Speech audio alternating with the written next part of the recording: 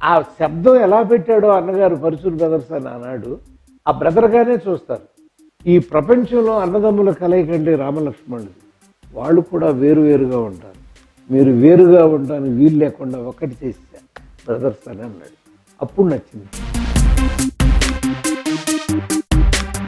అన్ని లవ్ సినిమాలే ఆడుతున్నాయి. అలా కాకుండా ఒక సినిమా కనుక సూపర్ హిట్ అయితే అయిపోయింది, మళ్ళీ పరిగెత్తారు అందరూ.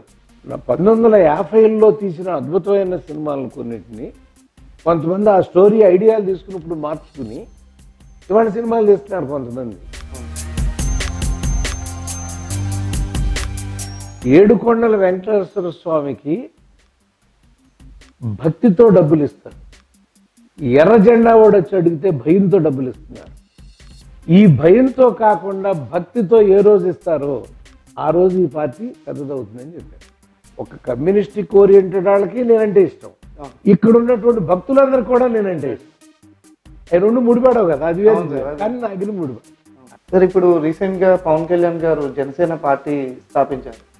సో ఆయన చాలా కొత్త ఐడియాలజీతో కొత్త పందాలో రాజకీయాల్లోకి రావాలని చూస్తున్నారు. అంటే మీరు కొత్త ఐడియాలజీ అంటున్నారు, ఆయన చెప్తారు. కానీ విచిత్రంగా బీజేపీని సపోర్ట్ చేశాడు. సార్ ఒకవేళ పవన్ కళ్యాణ్ గారి పార్టీలోకి మిమ్మల్ని ఆహ్వానిస్తే మీరు వెళ్తారు? నేను ఒకటే చెప్పాను. చాలా మంది పెద్ద హీరో సినిమాలు, ఒక హీరో సినిమా రాగానే అవతల హీరో అభిమానులు ఆ సినిమాని ట్రాల్ చేయటం, అది ఇవాళ కొత్తగా రాలేదు సార్. ఫ్యాన్స్ అంటే ఇప్పుడు Rama Rao fans, Nageswara Rao fans. Rama Rao cinema వస్తే వాళ్ళు, నాగేశ్వరరావు సినిమా వస్తే వీళ్ళు అప్పుడు ఇలాగే మాట్లాడుతూ ఉండేవాళ్ళు. ఇప్పుడు వస్తున్న రైటర్లో మీ పరచూరి బ్రదర్స్ ఇద్దరికి నచ్చిన రైటర్ ఎవరు? ఇంకా మా స్టైల్లో రాస్తున్నాడు. Welcome to popcorn TV. మన ముందు మన ప్రముఖ రచయిత పరచూరి గోపాలకృష్ణ గారు మన ముందు ఉన్నారు. సో ఆయనతో కొన్ని విషయాలు. సార్ ఎవరికి దక్కనంత అదృష్టం రైటర్స్గా మీకు దక్కింది. మీరు సినీ ఇండస్ట్రీ, తెలుగు సినీ చరిత్రలో 3 తరాలతో పనిచేశారు.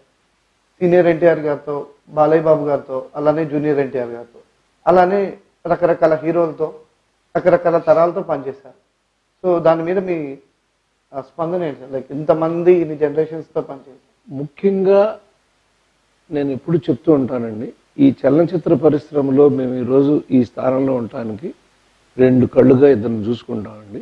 ఒకరు నందమూరి తారక రామారావు గారు, 2 సూపర్ స్టార్ కృష్ణ గారు. వాళ్ళిద్దరూ మాకు 2 కళ్ళు. వారు మమ్మల్ని వచ్చిన కొత్తలో మాలో ప్రతిభను గుర్తించి ఆశీర్వదించి అవకాశాలు కల్పించారు. ఆ అవకాశాలు మేము నిలబెట్టుకున్నాం, అద్భుతమైన విజయాలు సాధించాం. సో విజయాన్ని సాధించగానే ఎప్పుడైతే ఆ రోజున నెంబర్ 1 స్థానంలో ఉన్న రామారావు గారు, నెంబర్ 1 స్థానంలో ఉన్న కృష్ణ గారు మాతో రాంచుకుంటున్నారు, ఎంటైర్ ఇండస్ట్రీ పరిగెత్తుకొచ్చేస్తుంది. మేము ఎన్ని వదిలేసామో మాకు తెలుసు. ఇప్పుడు 360-50 రాసాము ఇప్పటికి. అవి కాక 15-16 వితౌట్ నేమ్, అంటే మాకు పేరు వచ్చినా కూడా. ఉదాహరణ అందాకానూన్ ఉందనుకోండి, దానిలో అమితాబ్ బచ్చన్ గారి ట్రాక్ మొత్తం క్రియేట్ చేసి తెలుగులో డైలాగ్ రాసి ఇచ్చాం, పేరు లేదు. అలా సహకరించాం మా డైరెక్టర్ల కోసం, మా నిర్మాతల కోసం. అలా ఒక 16 కలుపుకుంటే అడిదిప్పి అరౌండ్ 400 సినిమాలు అయిపోతాయి. ఇది మేము పనిచేసి పెట్టినాయి. కానీ వాటన్నిటిలో మా కార్డు లేదు. మా 350 కానీ థ్యాంక్స్ కార్డులు ఉంటాయి, ఒక 10. థ్యాంక్స్ కార్డు కూడా లేకుండా చేసిన సినిమాలు 15-20 ఉంటాయి. అది కూడా వద్దు, అవతల వాళ్ళని మనం అగౌరవపరిచినట్టు ఉంటుంది ఆ కార్డుని. ఈ సినిమాలో మన పేరు పడగానే అంటే ఇతను వల్ల కాకపోతే ఇతనితో రాంచారా అని మీరు అనుకుంటారు. కాబట్టి అలా 3 తరాలు, రామారావు గారి తరం, కృష్ణ గారి తరం, అది ఒకటి. నెక్స్ట్ బాలయ్య తరం, చిరంజీవి గారి తరం, నాగార్జున, వెంకటేష్ తరం ఒక తరం. ఇప్పుడు మహేష్, తారక్, బన్నీ, రామ్ చరణ్, వీళ్ళందరిది ఒక తరం అండి. ఇలా 3 తరాలు మాకు. 3 తరాల్లోనూ రాసుకుంటా వచ్చేసాం. కాబట్టి రచనకి, వయసుకి, రచనకి, తరానికి సంబంధం ఉండదండి. Cinema is a cinema always. ఎందుకంటే మీరు 1950లో తీసిన అద్భుతమైన సినిమాలను కొన్నిటిని కొంతమంది ఆ స్టోరీ ఐడియాలు తీసుకున్నప్పుడు మార్చుకుని ఇవాళ సినిమాలు తీస్తున్నారు కొంతమంది. మీకు వెబ్సైట్లో చెప్తా ఉంటారు కూడా, ఎక్కడి నుంచి తెచ్చుకున్నాడు, ఎక్కడి నుంచి తెచ్చుకున్నాడు, ఎక్కడి నుంచి తెచ్చుకున్నాడు అని. అంటే ఏంటి, కథ ఎప్పుడు పాతది కాదు. ఎప్పుడు పాతది కాదంటే కథనం కొత్తదైతే కథ పాతది కాదు. అలా 3 జనరేషన్లు మేము రాయగలిగాం. ఇప్పుడు వస్తున్న రైటర్స్ కూడా 10-20 సినిమాల మించి రాయలేకపోతున్నారు. మీరు అన్నట్టు 350 సినిమాలు మీరు రచించటం, దాని సీక్రెట్ ఏంటి? దానికి కారణం ఏంటంటేనండి, అప్పుడు కృష్ణ గారు 12 సినిమాలు చేసేవారు, చిరంజీవి గారు 15-16 చేసేవారు, రామారావు గారు 10 చేసేవారు, నాగేశ్వరరావు 7-8 చేసేవారు. ఒక్కో హీరో మినిమం 10 సినిమాలు చేస్తున్నప్పుడు అందరికీ దొరికేయాడు. కానీ ఇప్పుడు దురదృష్టం ఏంటంటే, ఒక్కో యంగ్ హీరో 1.5-2 సంవత్సరాలకు ఒక సినిమా చేస్తున్నారు. వాళ్ళ కెరీర్తో పాటే ఇప్పుడున్న రచయితల దర్శకుల జనం కూడా వెళ్తారు. సో మాకు అంత అవకాశం అంటే చిరంజీవి గారిది ఒకటి రాసి, కృష్ణ గారిది రాసి, బాలకృష్ణ గారిది రాసి, వెంకటేష్, నాగార్జున, రామారావు అనేసరికి ఆ సంవత్సరానికి మాకు 20 అయిపోయాయి. ఇప్పుడు మాకు ఒకళ్ళు అవకాశం ఇచ్చారు. ఇప్పుడు చూడండి 14, 15, 16. 14లో గోవిందుడు అందరు వాడేలే దృశ్యం 2 హీరోలు రాయగలిగాం. 15కి వచ్చేసరికి రుద్రమదేవి బన్నీతో ఒకటి రాయగలిగాం అమ్మాయితో. 16కి వచ్చేసరికి బ్రహ్మోత్సవం ఒకటే. ఇప్పుడు 17కు రిలీజ్కి వచ్చేసరికి ఖైదీ నెంబర్ 150. ఇప్పుడు మళ్ళీ 17లో కష్టపడతా అంటే 18కి రిలీజ్ అవుతుంది ఉయ్యాలవాడ నరసింహారెడ్డి. అంతే కదా. సో అలా ఏడాదికి ఒక సినిమానే వాళ్ళతో పాటు మనకు కూడా అయిపోతారు. కాబట్టి లేకపోతే మేము ఈ పాటికి 450 దాటి ఉండేవాళ్ళం. ఈ హీరోలందరూ ఈ 10 ఏళ్లుగా సంవత్సరానికి 10 చేస్తా ఉంటే మేము 450-500లోనే ఉండేవాళ్ళం. అదనమాట తేడా. సరే, అంటే దీన్ని బట్టి చూస్తుంటే ఇప్పుడు ప్రముఖ రైటర్స్ మీ పరిస్థితి ఇలా ఉన్నప్పుడు అప్కమింగ్ రైటర్స్ కానీ డైరెక్టర్స్కి కూడా ఇలా సినిమాలు ఎక్కువ చేస్తేనే అవకాశాలు ఉంటాయి కదా. సినిమాలు ఎక్కువ చేస్తే అవకాశాలు ఉండవండి. Cinema success fix. సక్సెస్ అంటే విజయవంతమైన సినిమాను చేస్తే, అంటే మేము రాసిన బంగారు భూమి మా పేరు లేదు కానీ రాసిచ్చాము. అప్పుడు కృష్ణ గారికి తెలుసు అది. బంగారు భూమి, అనురాగ దేవత, పక్కనే చలిచేమలు, ఈ చరిత్రతో, ఇది కాదు ముగింపు, ఈ పిల్లకి పెళ్ళి వద్దని ₹10 సినిమాలు కూడా సూపర్ హిట్లు అయిపోయి 100 రోజులు ఆడేస్తా అంటే ఎవరిళ్ళు అని పదికిస్తారండి. సో మేము అన్ని సినిమాలు రాయలే. అప్పుడు రామారావు దగ్గరికి వచ్చేసరికి మేము రాసిన 9 సినిమాలే. 78, 79, 80, 87 4 ఏళ్ళగా 9 సినిమాలు రాసింది. కానీ అది ఎప్పుడైతే సక్సెస్ వచ్చిందో ప్రతి వాళ్ళు సక్సెస్ వెనకాల పరిగెత్తారండి. ఇండస్ట్రీ అంటేనే అంత విజయం కావాలి. కాబట్టి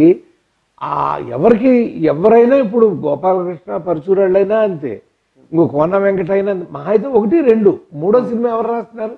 మా ఒక్కాంత వంశైనా 1, 2వ రాసేసరికి అయిపోతుంది సంవత్సరం. అది సార్, ఇప్పుడు పరశురు బ్రదర్స్ గారు ఇండస్ట్రీకి వచ్చి ఇంత సక్సెస్ అయ్యారు. దీనికి 2 కారణాలు చెప్పమంటే, ఇండస్ట్రీలో మీకు వెనక సపోర్ట్ ఇచ్చిన వాళ్ళు ఎవరు మిమ్మల్ని నమ్మి? నేనేమంటానంటే, ఇంత విజయం పొందటానికి కారణం శ్రమ, దీక్ష, పట్టుదల ముందు, నెక్స్ట్ విజయం. దానికి ఆశీస్సులు ఇందాక చెప్పా. రామారావు గారు, కృష్ణ గారితో పాటు అసలు మాకున్నటువంటి ఇప్పుడు మేము రాసిన 25 మంది హీరోలు అందరూ ఆ శబ్దం ఎలా పెట్టాడో అన్నగారు పరశురు బ్రదర్స్ అని అన్నాడు, ఆ బ్రదర్గానే చూస్తారు. బ్రదర్స్ వచ్చారు చూడంటారు తప్ప వెంకటేశ్వరరావు వచ్చాడు, గోపాలకృష్ణ వచ్చాడు. నారాయణ రెడ్డి గారు ఒక మాట అన్నారు ఒక సభలో, రాజ్య త్యాగాలు చేసిన వాళ్ళని చూసాము, భార్యని త్యాగం చేసిన వాళ్ళని చూసాము, కానీ ఈ అన్నదమ్ములు నామత్యాగం చేశారు అని. అద్భుతం. అందుకే పరశురు వెంకటేశ్వరరావు తడబడతారు. ఇప్పుడు మీరు తడబడతారు కదా, కింద వెంకటేశ్వరరావు అనుకుంటారు. ఆయన దగ్గరికి వెళ్ళి అది కాదు గోపాలకృష్ణ గారు అంటే నేను కదా మా తమ్ముడు అంటాడు ఆయన. ఎందుకంటే మా పేర్లు లేవు, మా పేర్లు పరశురు బ్రదరే. అలా కలిసిపోయిందండి. ఎవరికి దక్కని అదృష్టం అది. ఆ మహానుభావుడు మీరు ఇద్దరు ఉన్నారు కదా పరచూరు అని ఒక పేరే పెట్టుకుంటున్నారు ఏంటంటే, అదే పరచూరు లేదు మేము పెడతాం మీ పేరు అని అలా చూసి పరచూరు బ్రదర్స్ అన్నాడు. అంటే నాకు ముందు నచ్చల, మన ముఖం తెలిసిపోయింది ఆయనకి, మీకు నచ్చినట్లేదు అన్నట్టుగా చూసి, ఈ ప్రపంచంలో అన్నదమ్ముల కలయికంటే రామలక్ష్మణుడిది, వాళ్ళు కూడా వేరువేరుగా ఉంటారు, మీరు వేరుగా ఉంటాను వీలు లేకుండా ఒకటి చేసా బ్రదర్స్ అని అన్నాడు. అప్పుడు నచ్చింది పేరు. అయ్యో నిజమే కదా, కలిపేశాడు ఒకటి. అవును, ఎవడో ఏ బ్రదర్ వచ్చాడేమో నువ్వు అడగాలి. పరశురు బ్రదర్ వచ్చాడంటాడు. నేను సర్పయాగం షూటింగ్కి వెళితే రోజా హీరో, రామనాయుడు గారు అందరూ ఉంటే, అది ఒక అరకులోయ, ఒక డీప్ ఫారెస్ట్లో చాలా చిన్న కుగ్రామం. నేను ఇలా కూర్చుంటే ఇంత పిల్లలు క్యూలాగా వచ్చి పరశురు బెదరు సార్థకం ఎట్టవా అని అడుగుతున్నారు ఆటోగ్రాఫ్ని. రామనాయుడు గారు తెల్లబోయాడు, ఈయన గోపాలకృష్ణ ఇంత దూరం వచ్చారా మీరు అన్నాడు. మేము రాలేదండి, అన్నగారు రప్పించాడు, అన్నగారు అభిమానులుగా మాకు ఈ దయ ప్రాప్తం కలిగింది అన్నాను నేను. సో ఆ పరశురు బ్రదర్స్కి అది హిస్టరీ. సార్ ఇంతకుముందు మీరు కమ్యూనిస్ట్కి రిలేటెడ్గా సినిమాలు వచ్చాయి కదా, విప్లవంకి సంబంధించిన సినిమాలు. కానీ ఈ మధ్య రాను రాను అలాంటి సినిమాలకి ఆదరణ తగ్గిపోయింది. దానికి కారణం హీరోలు చేయకపోవటమా, లేకపోతే ఇంకేమైనా కారణాలు ఉన్నాయి? అంటే ఏమైందంటేనండి, మేము రాసినప్పుడు ఈ చలిచేములు ఈ చరిత్ర వేసినప్పుడు స్టూడెంట్స్ ఇలాంటి యూత్ వీళ్ళందరూ కూడా ఎరగదొక్కేసేవారండి దాన్ని. కానీ అన్ఫార్చునేట్గా ఇప్పుడు వాళ్ళు ప్రేమ సినిమాలు మాత్రమే చూస్తారండి పిల్లలు. ప్రేమ ఉందంటే వెళ్తున్నారు తప్ప ఒక సోషల్ కాజ్ ఉంది అంటే పరిగెత్తట్లేదు, వెళ్ళట్లేదండి. దాంతో ఏమైపోయింది, మనం కూడా ఎంత మంచి కథలో అయినా, ఇప్పుడు శ్రీమంతుడు ఒక అద్భుతమైన కథ, గ్రామాన్ని దత్తత తీసుకోవటం. కానీ దాంట్లో ఏం పెట్టాడండి, చారుశీలకి అరసకి లవ్ స్టోరీ పెట్టుకున్నాడు. అది పండుతుందా లేదా, అది పండుతుందా లేదా అని. సీతం వాకిట్లో సిరిమల చెట్లు ఒక అద్భుతమైన ఫ్యామిలీ డ్రామా పెట్టుకున్నాడు. కానీ ఇద్దరు అబ్బాయి అమ్మాయిలు లవ్వే నడిపాడు మొత్తం. లేకపోతే మీరు చూట్లా అక్కడ ఇబ్బంది వచ్చేస్తుందండి. కానీ ఒకటి భూమి గుండ్రముగా ఉండును లాగానే సమాజం ఎప్పుడూ కూడా మీకు చెప్పే కదండి, ప్రేమ సినిమా సక్సెస్ అవుతుంది కానీ పరిగెత్తున్నారండి. ధైర్యం చేసి ఒక నిర్మాత వచ్చి అలా ఈ చరిత్రేశ్వరాతో చలిచేమలు ఈ పిల్లలు లాంటి ఒక్క సినిమా తీసి వదిలిపెట్టి, ఇప్పుడు మీకు చిన్న సినిమాలు ఆడుతున్నాయండి, పెళ్లి చూపులు లవ్ సినిమా, ఇంకేదో జెంట్లుమను లవ్ సినిమా, అన్ని లవ్ సినిమాలే ఆడుతున్నాయి. అలా కాకుండా ఒక సినిమా కనుక సూపర్ హిట్ అయితే అయిపోయింది, మళ్ళీ పరిగెత్తారు, అందరూ వచ్చేస్తారు.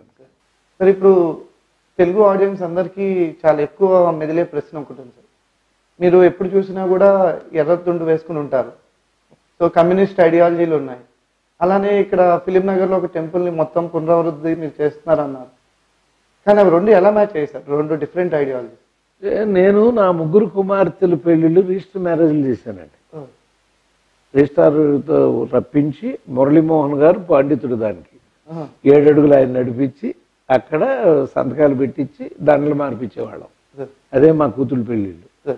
అంటే అప్ టు ఆల్మోస్ట్ 97 అండి. కానీ మధ్యలో భావ ప్రకోపాలు మెల్లమెల్లగా వచ్చినాయండి.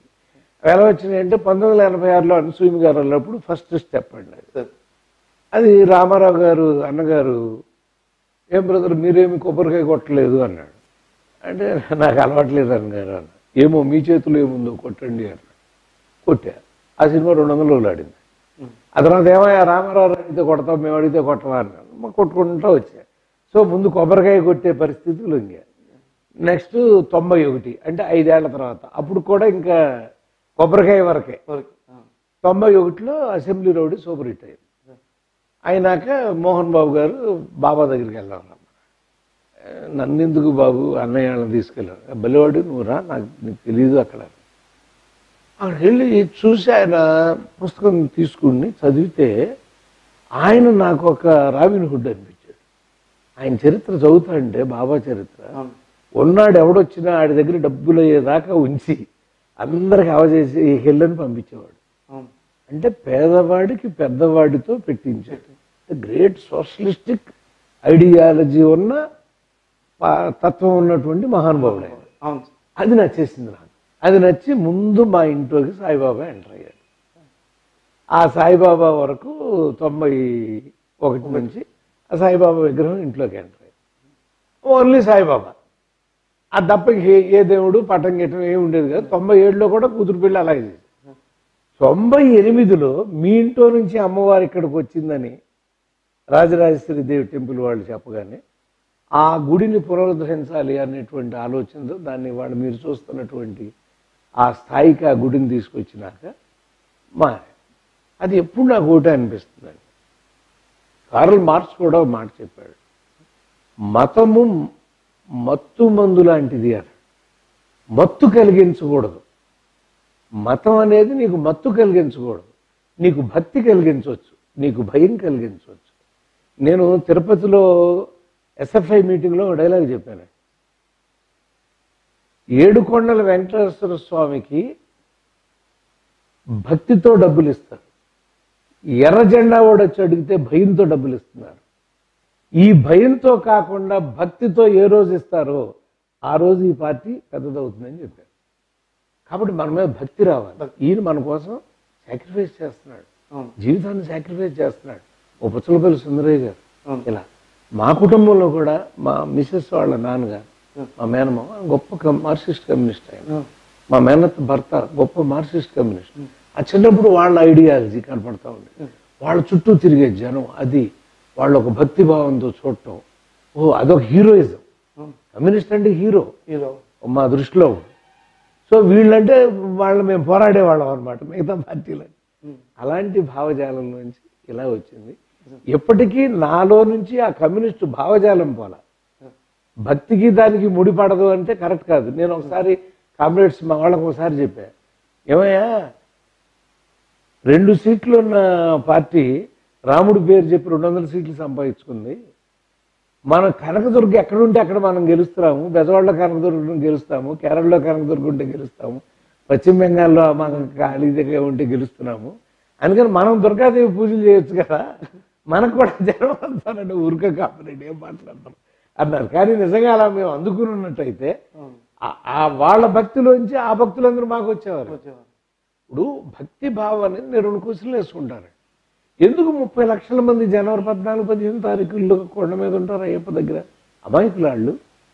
ఎందుకు రోజు 1,00,000 మంది జనం ఏడుకొండల వెంకటేశ్వర స్వామి దగ్గర ఉంటున్నారు అమాయకులు వాళ్ళు? వాళ్ళకి ఏదో జరుగుతుంది, జరగకపోతే అంతమంది రారు కదా. జరుగుతుందన్న విశ్వాసంతో వచ్చేవాళ్ళం కంటే జరిగిందని కృతజ్ఞతలు చెప్పుకునే వాళ్ళు ఎక్కువ వెంకటేశ్వర స్వామి దగ్గర. సో ఈ భావజాలం ఎప్పుడైతే కలిగిందో, ఓకే మనం భగవంతుడికి వ్యతిరేకంగా మాట్లాడొద్దు. ఇక మన భావజాలంతో మనం నడుస్తూనే వాళ్ళను కూడా కలుపుకోవచ్చు. వాళ్ళేంటి, ఒక కమ్యూనిస్టిక్ ఓరియంటెడ్ వాళ్ళకి నేనంటే ఇష్టం, ఇక్కడ ఉన్నటువంటి భక్తులందరికీ కూడా నేనంటే ఇష్టం. అవి 2 ముడిపడవు కదా, అది కానీ నాకు ముడిపడదు. మీరు అన్నమాట కూడా చాలా గొప్ప మాట. మత్తు ఎక్కనంత వరకు అంతే, అది బ్రహ్మాండం. అవును సార్. ఫస్ట్ మీ బాల్యంలో మీకు మార్క్స్ సిద్ధాంతాన్ని ఎవరు పరిచయం చేశారు? మా మేనమావేనండి, నా భార్య యొక్క తండ్రి పరిచయం చేయలే. ఆయన్ని చూసి నేను నేర్చుకున్నాను. ఆయన ఇంటికి వచ్చేవాళ్ళు, వాళ్ళందరూ అలా నిలబడటం, ఆయన ఒక దైవంలాగా చూడటం. ఓహో కమ్యూనిస్టులు అంటే గొప్పవాళ్ళు అనమాట. ఎందుకని ఆ ఊళ్ళో 54 మంది మా కమ్యూనిటీ ఇళ్ళు ఉండేవి. అందులో 51 మంది వేరే పార్టీలో ఉండేవారు. 3 కుటుంబాలు మాత్రమే ఇంతో ఉండేవారు. మిగతా ఊళ్ళో ఉన్న పేదలు అన్ని సమస్త కులాల వాళ్ళు ఈయన వెనకాల. ఒక్క కులం ఆ పక్కన ఉంటే ఇన్ని కులాలు ఈ పక్కన ఉన్నాయి. అంటే ఎంతమందిని ఆకర్షించగలిగింది ఆ జెండా అని అర్థమైంది. సార్ ఒకవేళ ఇప్పుడు చరిత్రలో ఉన్న కమ్యూనిస్టుల్లో ఒక మంచి కామ్రేడ్ కథని ఇప్పుడు తీయాలి అంటే మీరు ఎవరిని సెలెక్ట్ చేసుకుంటారు?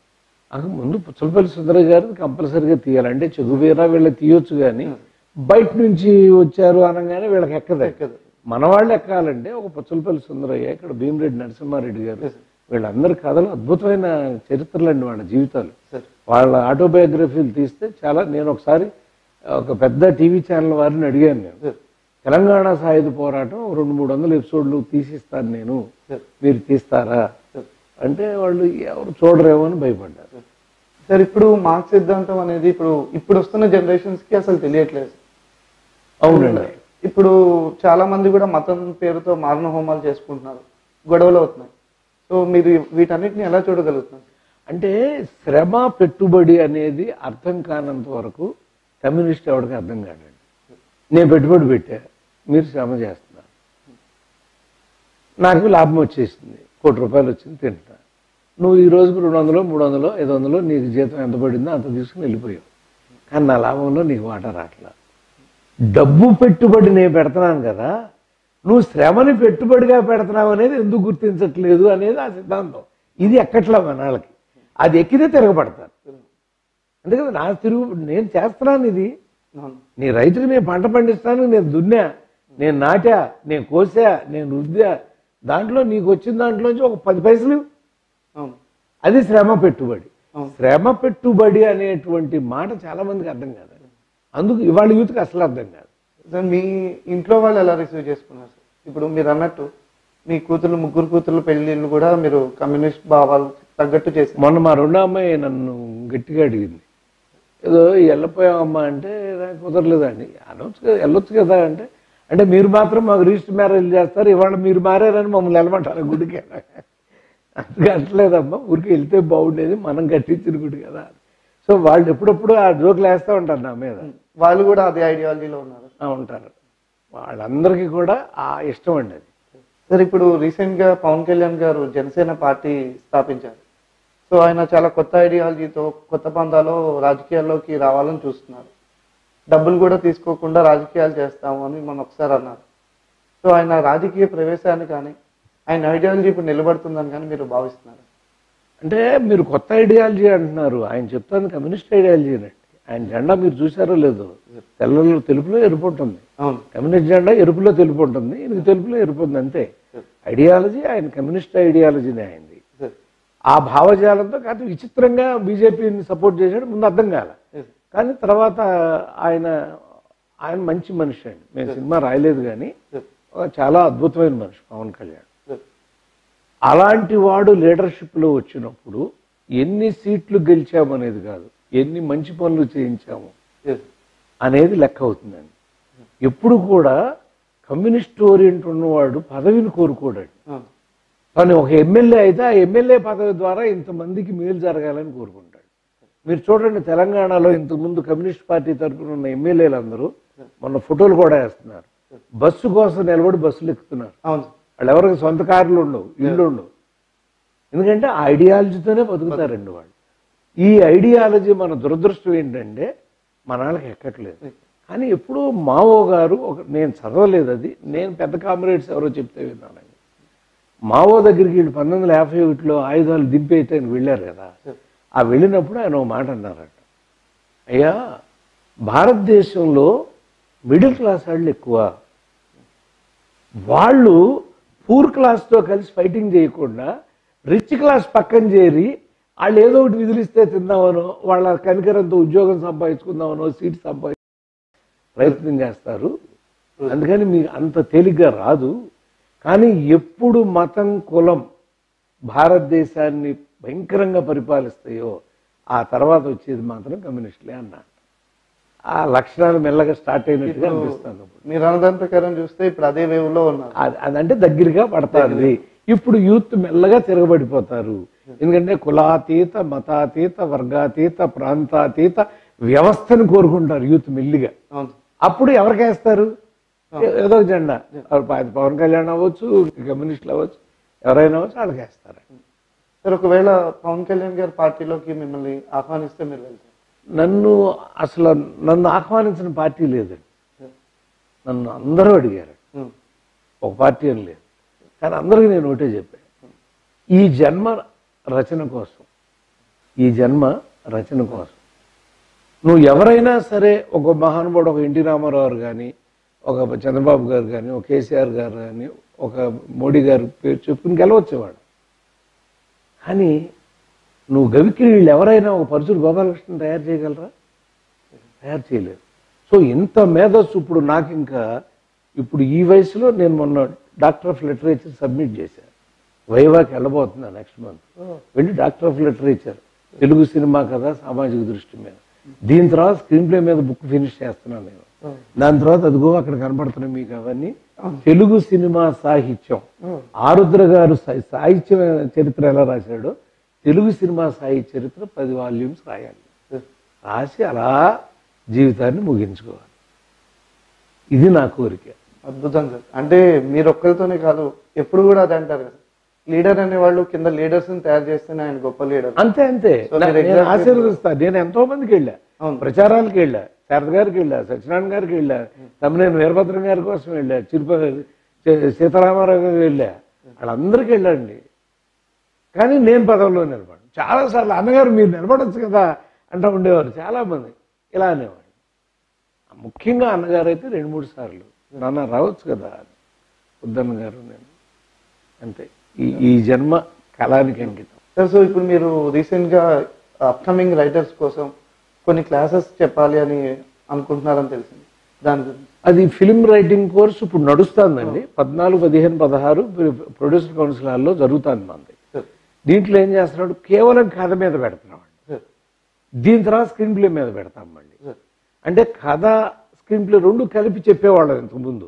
చెప్తే 3 రోజుల్లో ఇంకా అర్థమయ్యేది కాదు, అల్లాడిపోయేవారు పిల్లలు చాలక పాఠాలు. అందుకని ఇప్పుడు ఏంటి, కథ ఉందనుకోండి, కథ స్వరూప స్వభావాలు నేను చెప్పొచ్చా, దాని వెనకాల ఈ కథకి హాలీవుడ్ ప్రభావాలు బాలీవుడ్ ప్రభావాలు నెక్స్ట్ ఆయన చెప్పాడు. What is plot development of story ఇప్పుడు అలాగే అపర్ణ గారు చెప్తారు నాకు. దాని వెనకాల పాత్రల స్వరూప స్వభావాలు ఒక ఆయన చెప్తారు. తర్వాత రేపు దృశ్యమాలిక సన్నివేశం ఒక ఆయన చెప్తాడు. సంభాషణ రచన ఒక ఆయన చెప్తాడు. మళ్ళీ నేను వెళ్ళి ఫిల్మ్ స్క్రిప్ట్ రైటింగ్ కోర్స్ అని నేను చెప్పబోతున్నాను మళ్ళీ. అలాగే కథా వైవిధ్యాలు అంటే 36 ప్లాట్స్ ఉంటాయి కథలో, అవి చెప్తారు ఒక ఆయన. కథకి నియమాలు ఏమున్నాయి, 23 నియమాలు నా థీసిస్ బుక్లో వచ్చి అవి చెప్తాడు ఒక ఆయన.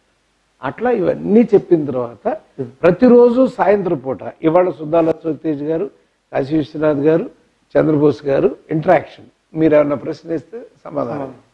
రేపు విజేంద్ర ప్రసాద్ గారు, ఎల్లుండి పరచూరు వెంకటేశ్వరరావు గారు, సత్యానంద్ గారు, ఎస్వి కృష్ణారెడ్డి గారు, అట్లా వీళ్ళ జొన్నవిత్తులు గారు పురాణాల మీద చెప్పబోతున్నారు. అంటే పురాణాల్లో కథా స్వరూప స్వభావాలు ఎలా క్రియేట్ చేస్తారు స్టోరీలో. సో ఇంతమంది మేధావులు మీకు పాఠాలు చెప్తున్నారు అక్కడ. చాలా అదృష్టం సార్ వాళ్ళకి కూడా. సార్ ఇప్పుడు సోషల్ మీడియాలో చాలా మంది సీనియర్స్ లేరు సార్. మీరు సోషల్ మీడియాలో కూడా ఇప్పుడు యాక్టివ్గా ఉంటున్నారు. మీరు చూస్తుంటే ఈ మధ్య ట్రాలింగ్ అనేది ఒక ట్రెండ్గా అయింది. చాలా మంది పెద్ద హీరో సినిమాలు, ఒక హీరో సినిమా రాగానే అవతల హీరో అభిమానులు ఆ సినిమాని ట్రాల్ చేయటం, దాని మూలాన రావాల్సిన విజయం కానీ లేకపోతే ఆదరణ కానీ లభించకపోవడం జరుగుతున్నాయి. అది ఇవాళ కొత్తగా రాలేదు సార్. ఫ్యాన్స్ అంటే ఇప్పుడు Rama Rao fans, Nageswara Rao fans, Rama Rao cinema వస్తే వాళ్ళు, నాగేశ్వరరావు సినిమా వస్తే వీళ్ళు అప్పుడు ఇలాగే మాట్లాడుతూ ఉండేవాళ్ళు. అది నచ్చలేదనే మాట్లాడేవాళ్ళు అండి. ఎందుకంటే ఆయన నచ్చదు కాబట్టి నచ్చదు. అది అప్పుడు నుంచి ఇప్పుడు నడుస్తూనే ఉందండి. అది ఇప్పుడు సోషల్ మీడియా భయంకరంగా ఉంది కాబట్టి ఆ మాట వైరల్ లాగా జమ్మని అలా తిరిగేస్తుంది తప్ప అదేం లేదండి. అది అభిమానులు చెప్పే మాట ఏది ఏ సినిమాని పాడు చేయలేదు.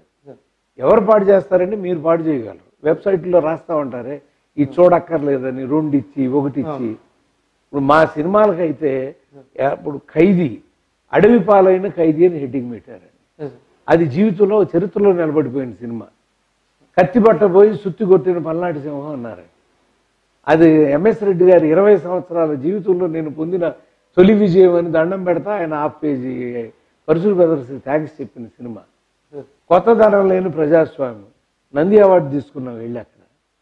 మరి ఎట్లా మీరు కాబట్టి వాళ్ళు డిస్టర్బ్ చేయలేకపోయారుగా. ఖైదీ ఆగిందా, పల్నాటి సింహానికి ఎవ్వరూ చేయలేరండి.